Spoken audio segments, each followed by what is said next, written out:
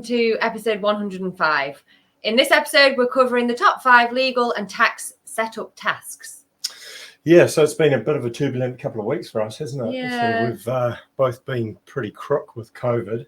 Last week's episode, if you caught that, was just me, although Emily had a guest appearance in the background in terms of the mouse in the house. Oh, my God. Halfway, I think about 2/3 of the way through the episode, you'll hear some screaming in the background. Yeah, the bloody cat brought in a live mouse. Yeah, so that was a bit of a challenge, but anyway, we got through it. Yeah. And then getting over COVID, I then had a huge abscess on my gum. Yeah. And had to have that drained, which was not very pleasant. And I'm now on antibiotics. So, yeah. Yeah, no, it's been a very turbulent couple of weeks for us, and but we're hopefully getting a holiday next week. Yeah, hopefully we'll get there. Yeah. Although there's still a bit croaky in the voice, aren't we? But, anyway, it does take a while to kick the old COVID. So anyway, without further ado, we'll get on to this episode number 105. So we wanted to touch on the legal and tax related steps you need to sort of consider when you're doing a startup.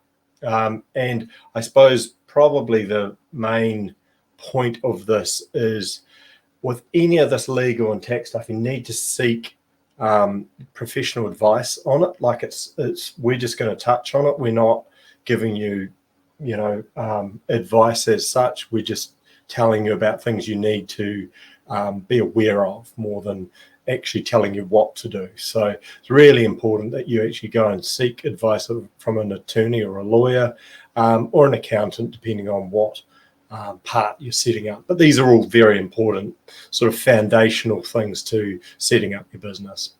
Without these, you'll find yourself in a bit of strife further down the track. So without further ado, number 1, the company structure. So it's really important that you choose the correct company structure for what you're doing. So there's 3 sort of main ones: sole proprietorship, LLC, and corporation. Okay, so the sole proprietorship, which is a good tongue twister for me to get my can't even say it. Is basically one of those setups that you want to do if you're just starting out. If you've got a side hustle, or you're just doing it as a side project by yourself, the sole proprietorship is definitely the one to do, because there's a very small amount of paperwork. You don't have a lot of compliance that you need to do with it. But the only problem with it is that your business activities are directly linked to your personal activities. So there's more liability there. So if you get in trouble with your business, potentially someone can actually come through and have a go at you in terms of your personal liabilities. Like, if you owe them money, they could come after you personally. So definitely one of those ones you want to make sure that you've got, all of your T's crossed and your I's dotted with. Then you've got your LLC, which is limited liability corporation. So that's a slightly more protected. So your business assets and your personal assets are separated, and so you don't have that liability of losing your personal assets if something bad goes wrong with the company. There's more paperwork involved, but it's probably a good one to. Most people do a LLC. That's sort of one of those ones where it's the most commonly done one, because it gives a level of protection, and not too much paperwork. And then the third one would be the corporation. Now, the corporation takes a lot of paperwork to set up. It gives you the maximum level of protection in terms of your liabilities, but there's a fair setup with it. So you'd probably only do a corporation if you're a bigger business with multiple partners and that sort of thing. But again, your lawyer will be able to give you advice around the legal side of it, and your accountant will be able to give you that financial advice around which ones going to suit you best for what you're doing and what sort of business you're running. So the second tip that I wanted to touch on is the virtual address and domain name. Now, this is good for us here in New Zealand because we're obviously based in New Zealand. We're not based in the US, and we do a lot of our business in the US. We also do a lot of our business in the Netherlands. So we've got a virtual address in the Netherlands, and what that is it's a physical address that you basically rent, and any posted mail can go to there. You can use that virtual address to set up your company in that country. What is it? Just an office? It's an office, yeah. So basically, it's a business is set up that they sell that virtual address to, people like myself who are in a different country, and it means that you can use their address. They will clear your mail for it and forward it on to you. So it's a physical address, because a lot of countries' governments require you to have a physical presence in that country to do business there. And so a virtual address allows you to not bypass that, but it allows you to set up your business and use that address as a physical address. So yeah, that's something you should look into, particularly if you're not based in the country that you're selling into. So we tip there. The other one is domain name. So you really want to make sure that you get your domain name set up well and related to, early on and related to your business name and your branding name, because domain names can be quite hard to get, given that there's, a lot of people have bought domain names by now. So there's sometimes not that much availability for your brand. Yeah, it needs to link, doesn't it, with your actual company? Yeah, where you can link the name, and like obviously our business name is different from our website name. emilyandblair.com is not our business name. What's our business name? Owens Limited. So right. We've got we run our business through a company name, and our trading name is emilyandblair.com. So that's a way you can get around that domain name thing. You don't have to have, if your business name is ABC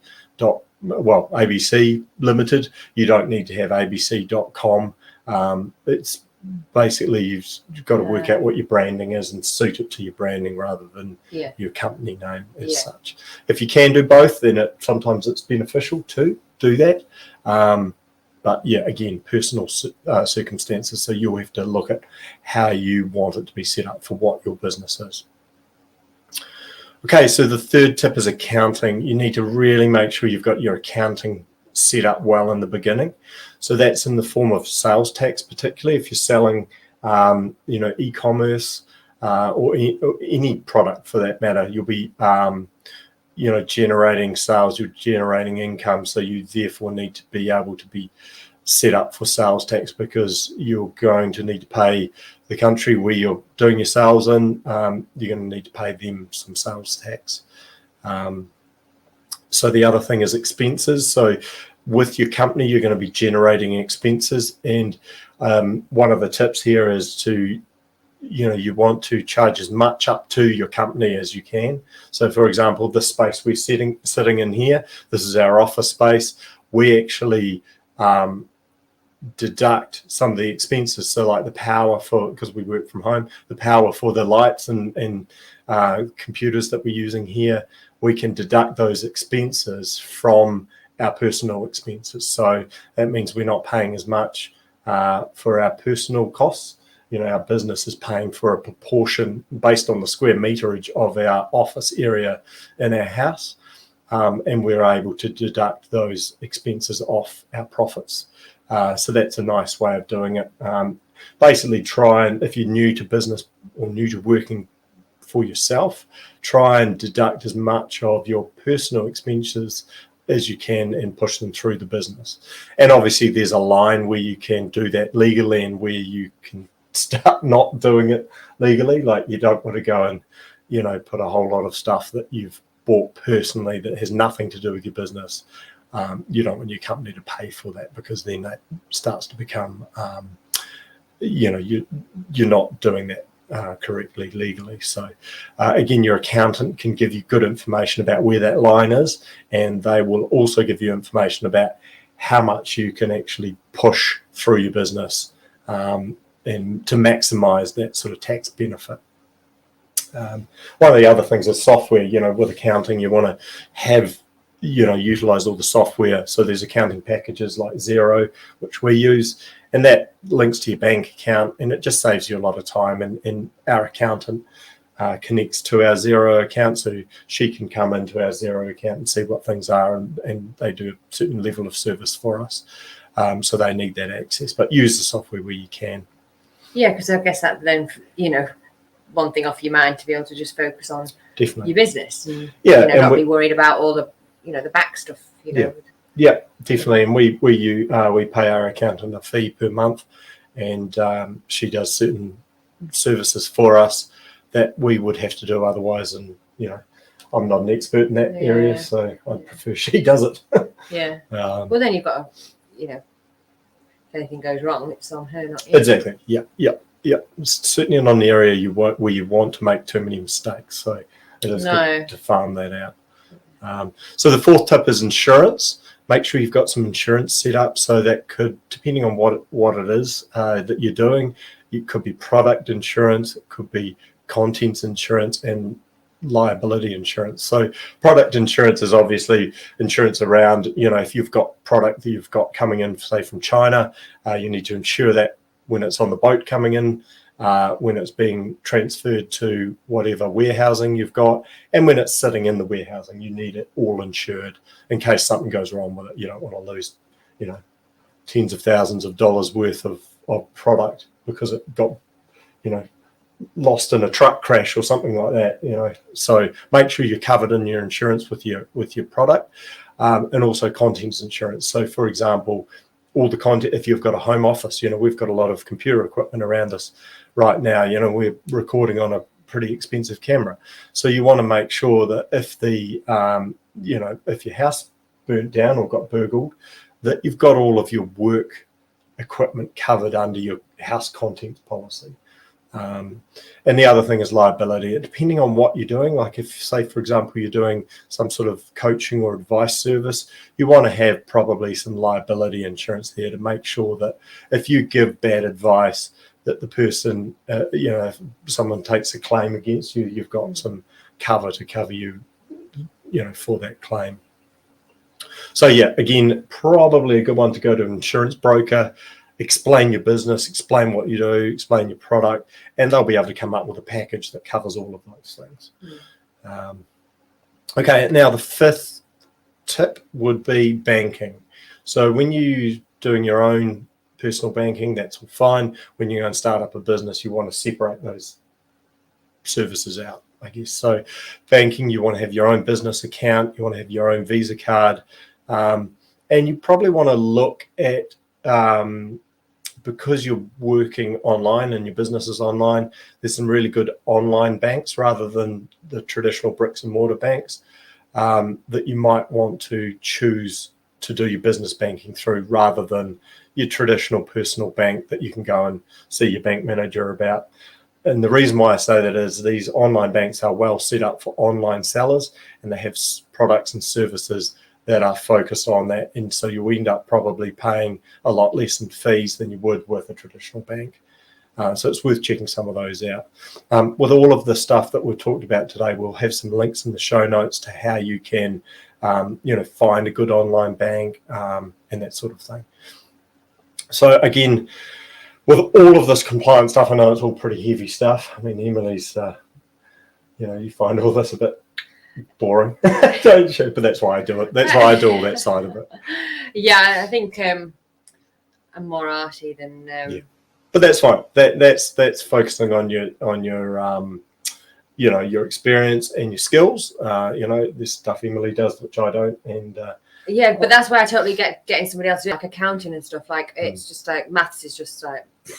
Yeah, exactly. It's just. I just focus on what you're good at, and yeah.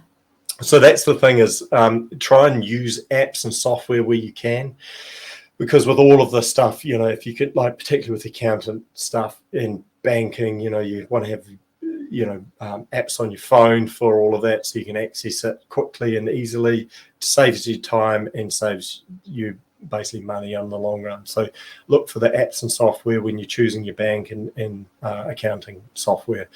Look for the apps that they support, because all of that stuff will save you time in the long run.